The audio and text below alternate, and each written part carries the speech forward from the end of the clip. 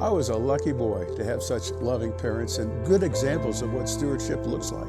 Cheerful givers, no matter how things went for them financially. And things did get financially challenging. There were times when there wasn't enough money for the food we needed, and having nice clothes was always a challenge. I remember once in the 7th grade, I went to a sock hop. You know a sock hop? That's a no shoes allowed dance on the gym floor. And yeah, we really did dance in our socks back then. Naturally, I had holes in my socks. And I tried to hide the hole by tucking it between my toes. But when the dancing started, my big toe stuck right through that hole. And some of the kids started to laugh. Embarrassed, frustrated, I came home and I kind of demanded new socks, which is not a good idea if you could know my mother. You know what she did? She kindly handed me one of these, a light bulb. I thought for a minute she'd lost her mind. But she said in a very loving way, I think it's time for you to learn to darn your own socks. So I learned to darn socks.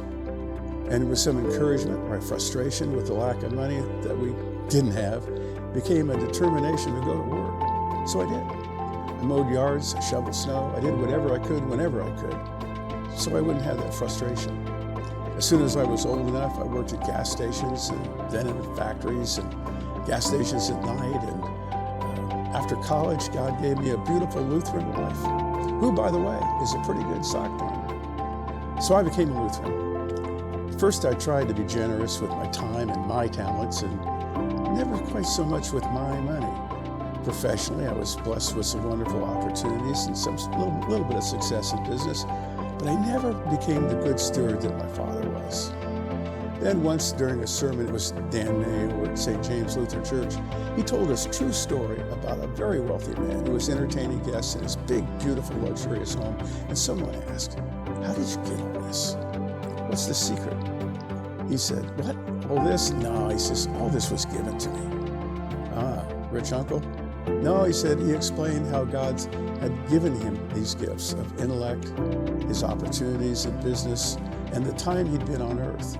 He said, it's all a gift. And I began to kind of get it. You see, it never was my time. They aren't my talents or my treasure. All these are gifts from him. And later I figured out that maybe I had a fourth gift, that gift of determination. How my frustration with poverty became the determination I really needed. Yeah, it just might be that the best gift I ever got was a hole in my sock. Which brings me to this capital campaign. I wonder how many of us have a different kind of hole in our sock. I know we do.